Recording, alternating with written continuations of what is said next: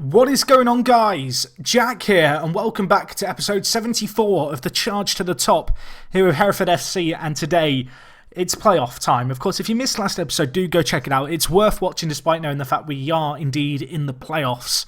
And today, well, we're going to be taking on Sunderland in the semi-finals. Of course, this is a fixture over two legs, opening it up with a game away from home at the Stadium of Light. We don't have a very good kind of run of form, I guess, against Sunderland. You can see here we've beaten them once in the last 4 meetings, and we've lost the last 3 in a row.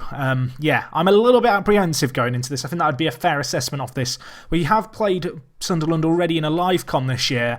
That live con we lost, and well, going into this game, I'm going to try and catch them out.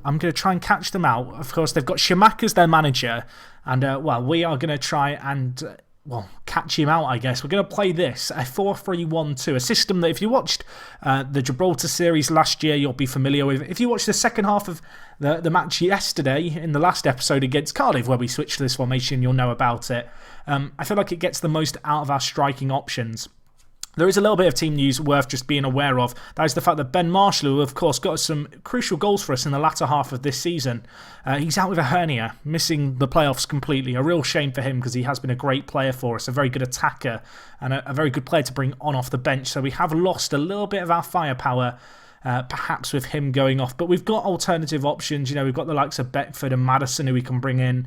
We are perhaps short on a striker now that we are playing a formation that does require an extra striker. But at the same time, I feel like our team's pretty good for today's game. I'm going to make a few changes here. I'm going to actually make sure we have Harrop as an option on the bench. And yeah, do I want to keep Moore on? I guess it might be useful to have him as a left winger on. I might take Harry Lennon off and get another midfielder in. I think I'm going to bring in Tom Davies, just so we've got a few options in the centre of midfield with us playing this formation that, of course, uses more kind of central midfielders. It's probably worth having just an abundance of options on the bench. But anyway, this is the first leg. If we just kind of familiarise ourselves, more so for my benefit than anything, with the playoff rules. I don't believe away goals are a thing, but we can check that real quick. So in the semi-final, where are we looking? Where is it? Down at the bottom, winner qualifies.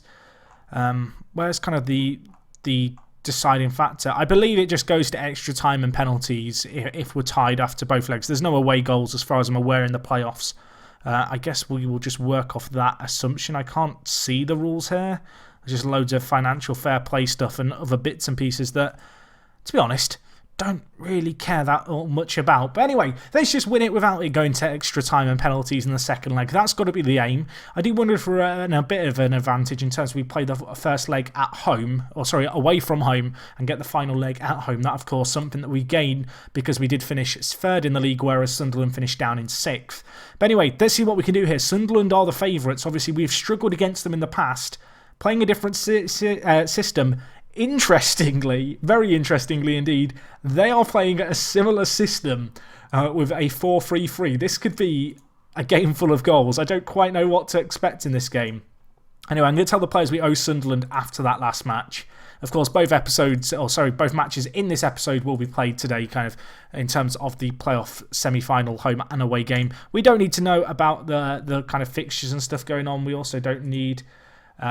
well, actually, no, we do need the match stats. So I was going to say we don't need the league table, but it just apparently gets rid of that as a tick box option when it's no longer a league game. But anyway, we're on the attack here. Booty, Kelly. I mean, Kevin Kelly, if there's a time to come big, it's in the playoffs, my son. Booty, edge of the box, hits the woodwork, and well, what a start that could have been for us. We hit the woodwork with, well, our first real half chance of this fixture. And that's annoying. That was a great opportunity. Booty, I think the shot was actually deflected onto the crossbar, which makes it a bigger shame.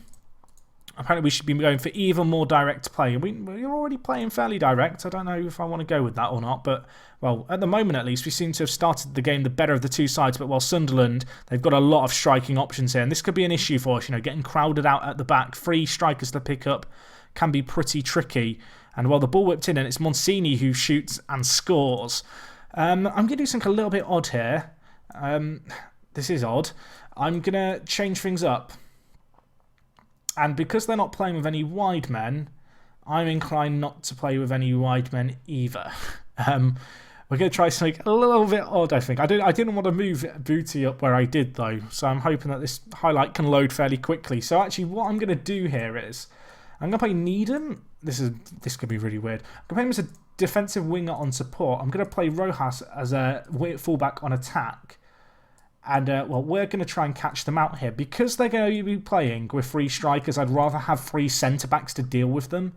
But that does mean that we can perhaps afford to, push up a little bit higher up the pitch elsewhere. Rojas, I don't think he can play elsewhere. You see, he could play centre mid for us maybe, but I don't think Mulhall or Booty can play right mid.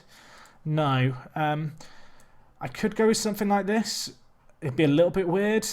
And by a little bit weird, it'd be very weird. I'll tell you what, we'll go with this. We'll Rojas play Mulhall as box-to-box. And we're going to take a bit of a gamble here, I think, in terms of how we approach this game. But I feel like it's going to be a calculated gamble here. I want to try and kind of match up against their system with a bit of an asymmetric kind of vibe going on. I feel like an issue with playing 4 at the back against 3 out-and-out strikers in Football Manager, just in the match engine in general, is your centre-backs really struggle to pick up men, whereas when you have them as a line of 3, they kind of manually assign themselves to a man each, which can help. Anyway, we're on the attack here. Price, lovely finish by him. 1-1, and maybe the crazy formation is going to work for us. As I said, I want to man-mark these 3 strikers with 3 centre-backs. I think that's going to be the best way to do things. And, nice build-up play here. Good little bit of passing around, and it was Price to end off the move. Kelly, nice pass to him. And obviously, good to see these 2 players, Price and Kelly, kind of linking up. Definitely the 2 most talented players, I think, in our team, particularly in the attacking third that we have in the entire squad. 2 players who, I don't know, they've not necessarily struggled to gel with each other, but they've not kind of found a system that works with each other, playing alongside each other. I've said each other a lot there, but the point I'm trying to make basically is that I want to find a system that kind of facilitates for both of them to do their best. And so it's good to see them linking up with this new kind of slightly different option of playing with 2 strikers and them doing well. Anyway, I'm going to actually tell the players I'm happy with the performance so far. First leg, away from home, perhaps a few nerves coming into this game. Sunderland have had very limited opportunities.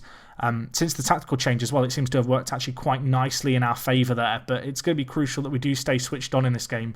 I do wonder if we maybe want to have just one of our centre mids on a more defensive duty. Go with something like that with Booty on... I don't know, Booty on deep line playmaker support and centre mid on defend on Mulhall, just so that we don't get caught out in behind. I think that's going to be in our interest. But anyway, we're on the attack here. Smalling, dispossessed, ball booted, clear. I mean, it's going to be a foot race between Prosser and, I can't click on number 2, Rojas. He does well to get back there, Rojas. Although pace is one thing, I think it'd be fair to say that Rojas, the Panama international, has in abundance here. But anyway, 1-1, we have a set piece. Booty whips it in, near post, headed away by Osborne. It's actually a foul by Boufal.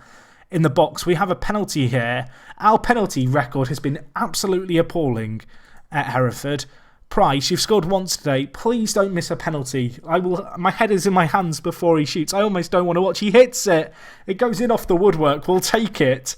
And, it's 2-1 here. That's a lovely kind of shot by him. And, cometh the man, cometh the hour. The club's record transfer, the highest earner, a player who perhaps you would have wanted just a little bit more during the main season this year. He scored 2 goals in the playoff semi-finals here. And, we're in a good situation here. We're playing fairly well. We've gone a little bit kind of formation manny in terms of how we're playing. It's a little bit all over the place. But it seems to be working for us. And actually, I think we're just going to stick with it. No one's really tiring too much. The second leg of this game is played midway through next week, so I am going to rest the players from training so they can be fully rested up. But, with half an hour left, I'm pretty happy with how we're going at the moment. Although Sunderland, they do have the ball here. Ball forward. Mulhall deals with it nicely. Lynch now with Booty. Boots up the field for Price. I mean, he has pace, Price, and he's going to be hungry for the hat-trick. Can he catch Rawson out here? Rawson kicks the ball down the line. Appleby gets there.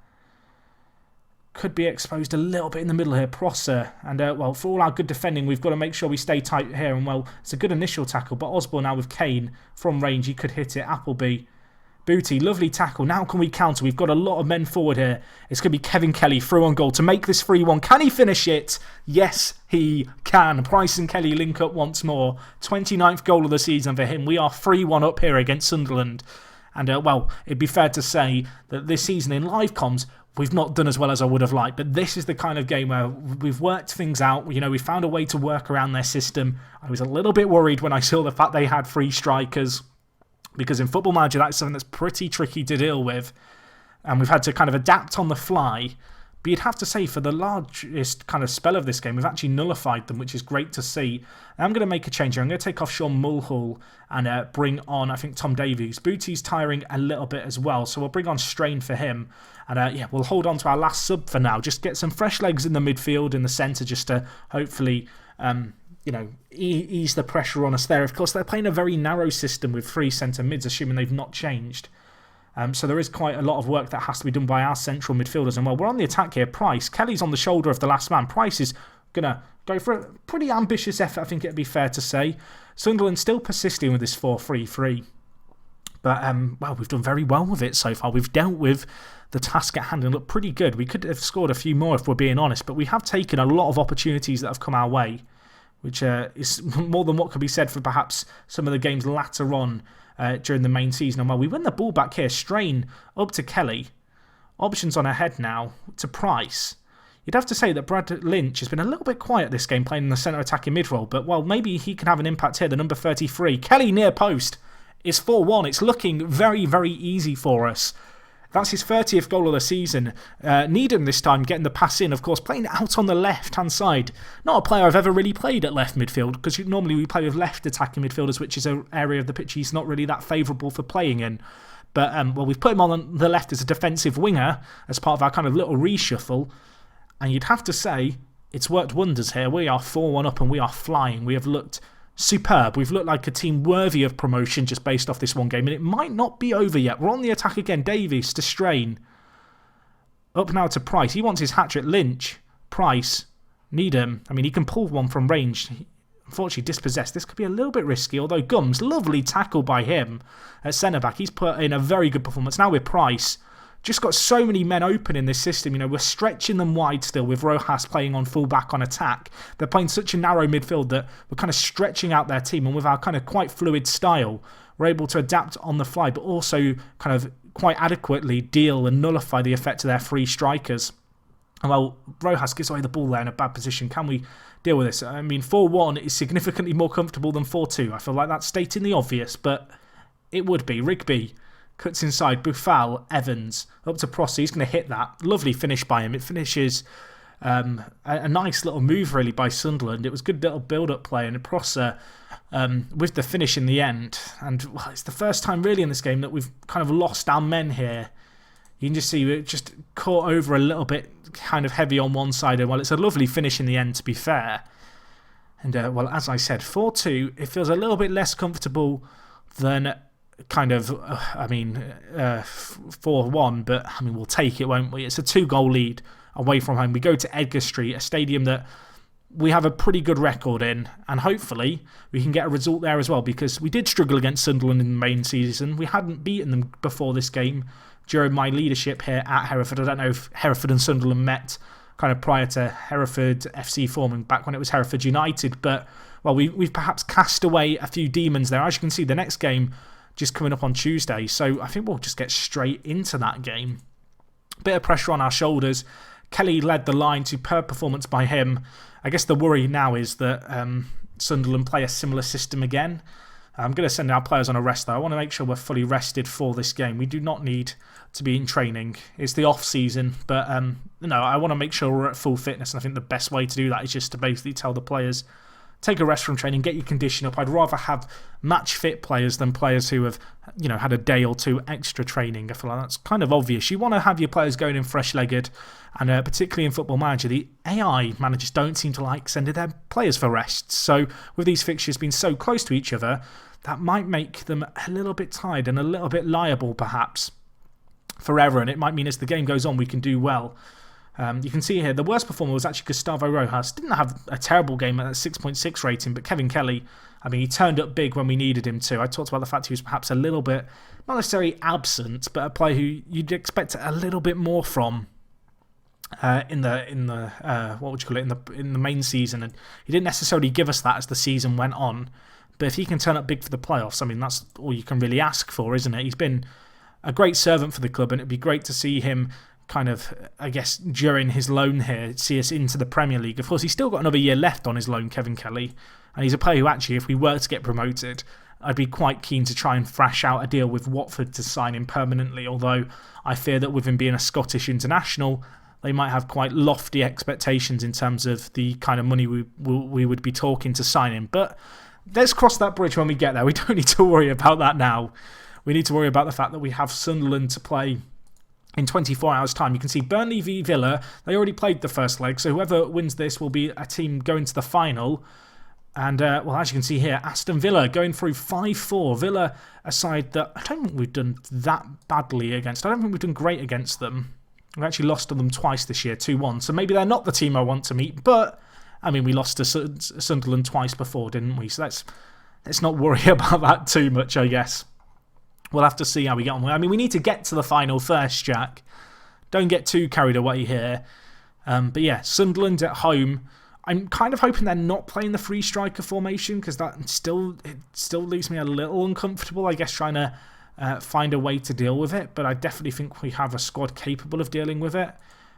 We'll have to see. In terms of match preview, they're predicted to maybe play a 4-2-3-1. That could be completely wrong, it's worth noting. So we'll have to keep an eye on that. We're looking like we might play that same narrow system. I was quite happy with the narrow system, to be honest. I thought most of the players put in a pretty good performance. Was there anyone who didn't perform that well? Let's just have a look at the ratings. Booty and Mulhall didn't play great. Neither did Brad Lynch. Okay, I wonder if there's a way we can change things there. Just the centre of midfield can maybe have done a little bit better. The thing is, we've not got a whole host of options. I could bring in James Strain to play box-to-box midfielder. That might be a logical thing to do. He's a pretty good box-to-box player, as you can see. He's kind of a jack of all trades, master of none, Strain. I think we'll bring him in for Mulhall. In fact, we could play him as an advanced playmaker. That's probably actually a better role for him because he's got good teamwork, he's got good passing, his vision could be a little bit better. Although, that said, Booty is just an absolutely incredible advanced playmaker who I probably want to play. I guess the only other position that's kind of under a bit of scrutiny is, do I want to play Lynch? The other option I guess I'd have is to actually play James Maddison in there, a player who, I mean, he's been a massive player for us over the years. This year he's kind of very much been on the fringes of the first team. Not contributed a whole lot, although granted, he's not had that many opportunities. He started 6 games, I guess, but he's not set the world alight. Of course, I need to have a plan in mind for if they are going to play a 4-3-3 again. I guess it would just be a similar switch with Needham moving out onto the left. Gums tucks inside, Rojas goes on a more attacking role. We'll go with that team. Obviously, just the one change. Strain come into the side. The Australian, a player who, if I'm honest, I've been a little bit disappointed with his contribution so far. You can see here, Sunderland are going to play a 4-2-3-1. I don't know whether that's a good thing or a bad thing.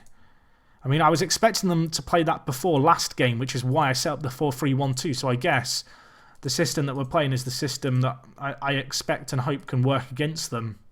Obviously looking just to try and puncture the centre of the pitch, really, exploit them down the middle, where they are going to be committing, I imagine, a fair few men forward. But let's see how we get on here. We have a 4-2 lead going into this semi-final. I mean, it would be very Hereford to capitulate in this game. Obviously, hoping that's not the case, because I thought we were very, very good in the first leg, but it's not going to be easy here. I'm quite happy to have the most boring game in the world, but, well, it doesn't look like that's going to be happening as Sunderland on the attack immediately. Rawson crosses it. I mean, Samuelson probably should have scored that. Probably should have scored that indeed. In fact, it looks like they're pushing their fullbacks very high up the pitch. And if they're going to double up on my fullbacks, we could be in trouble. Keep an eye on their number 17 and number 15 to see how high they go up the pitch, because if when they get the ball, they attack, I might change things. But while we're on the attack ourselves here, I don't want to change anything too soon. We're only 10 minutes into the game. Booty, nice play to Gums. Can he whip in a ball? He does. Price is there near post. Lovely finish by him. At, well, the dream start. That's why you don't do a change immediately after one highlight. Lovely goal. Gums, the left-back, not really known for his ability going forward. A player who I kind of originally brought in thinking he was going to be a great centre-back for us. But, of course, in the second half of this season, with Smalling coming into the side and really making a name for his own there in the centre-back position, he's found himself playing the full-back role, and so it's good to see him add the width on the pitch that we need with this narrower system. You know, with this 4-3-1-2, we do rely on our full-backs to provide the width and the crosses in, so it's good to see him actually kind of make his way up the pitch and put in that ball kind of into the danger area where it was needed for Jamie Price to finish it. And while it's 5-2 here, Sunderland need 3. That's a tall ask for them. There is kind of a part of me deep inside that wants to go defensive now, but I can't help but feel that that would just invite a lot of pressure onto us as well. Pereira's going to be coming forward with the ball out wide, beats a few men, whips it in, and that is a fantastic block. Rumsby has just gone massive. That was probably a goal, and Rumsby, the centre-back, has deflected it out for a corner. Now Boufal whips it in. Smalling heads it out. Booty now with the ball. Can he go down the line? That's going to be the question. He does. It's a massive ball up to Price. Unfortunately, the highlight ends, and well, all the hype suddenly has to drop here. But so far, so good. 54% of the possession. We're having a fair bit of the ball. Granted, Sunderland have had a few clear-cut chances against us, but we're creating chances of our own, and we are going forward with the ball here. Strain to Needham. Options out wide on the overlap on the right. It's going to be Rojas there, who actually gets dispossessed, but it comes back to Booty. A good player can pick out a pass. He picks out Rojas. I thought he might look to go down the middle, but well, lovely play here. One-touch passing. What a move that is. Well, I said it before the game. You want to try and puncture Sunderland down the middle. That is exactly what we've done right there. Lots of short, intricate passing between a few men, and it's Kelly and Price linking up again. Booty and Rojas. Nice play there. Lynch. It's just one-touch passing. Lovely move. And Price, with a lovely finish, just sweeps it away into that bottom corner. Keeper has no chance.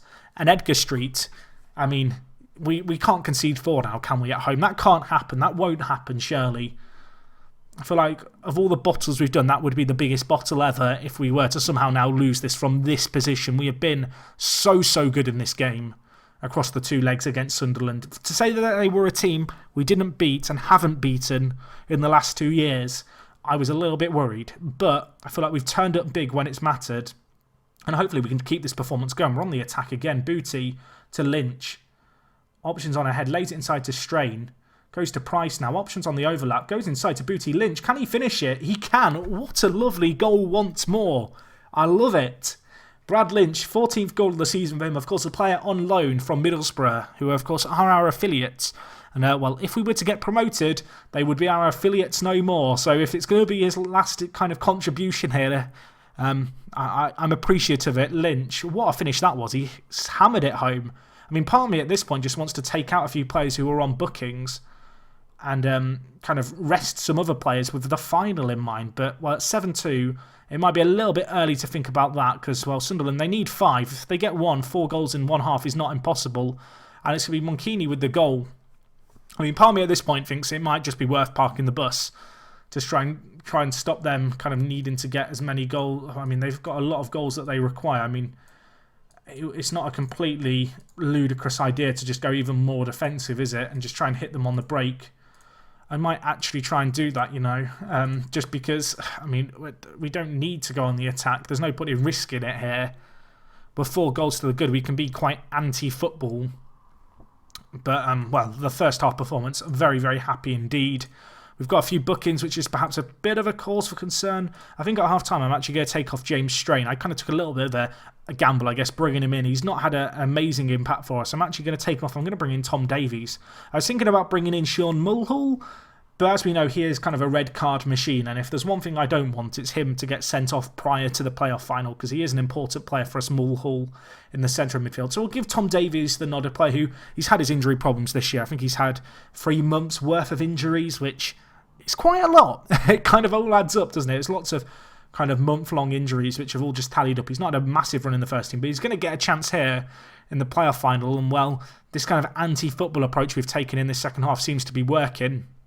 25 minutes left in the game. We are still 7-3 up. I mean, goals galore, really, but we're quite happy now to just slow down the game completely. Sunderland, they're going to be chasing the game. They need 4. We can play on the counter. We can look to hit them on the break. And, well, it looks like at the moment they've just got no real answer to the way we are playing in this game. I do think it's perhaps worth noting that in this match we've had 0 clear-cut chances. We've not created anything clear-cut, but those 5 half chances have been converted into goals, and that is just down, I think, largely to the quality of our strikers. You know, Brad Lynch, fantastic finish by him. Jamie Price, fantastic finishing by him. You know, Kevin Kelly had a massive role to play, I guess, in the first leg. In this leg, he's been able to be carried kind of by the rest of the team. And, well, that is going to be all she wrote. Not the most entertaining of halves, which I will, well, apologise for, but the ultimate kind of thing has been achieved, and that is a spot at Wembley for a Championship playoff final where we will be taking on Aston Villa. And, well, either ourselves or Aston Villa will be moving up. If we look at Villa here, you can see they got relegated a few years ago from the Premier League. They've been in the Championship the last 2 years, so either ourselves or Villa will be going up, and it's 2 teams who you'd have to say aren't kind of mainstays of the Premier League, at least as far as this save's concerned in recent years. So anyway, we're into the final. Price, man of the match performance was absolutely superb. Of course, the Welshman joined us at the start of the year. We paid £1.6 million, a record fee for the club at the time, 20 goals and 12 assists. I mean, his contribution combined with that of Kevin Kelly has been superb this year. These two players really have carried us for large spells this season. You look at the total number of goals scored between them, 52 goals, and well, you can see here almost 30 assists as well, and there's still one game left to play. In terms of that game against Aston Villa, that'll be coming next episode. Hopefully I will see you guys for that one. It's not actually all that far away, so the players need to get rested, need to get prepared for that one. Hopefully I will, of course, see you guys for that one. And yeah, leave a like if you enjoyed. If you've got any comments, of course, leave them down below. Premier League maybe on the horizon. One last hurdle. It's going to be against Aston Villa. Hopefully I see you guys for that one. It is me, Jack, and I will talk to you guys in a bit. I'm out.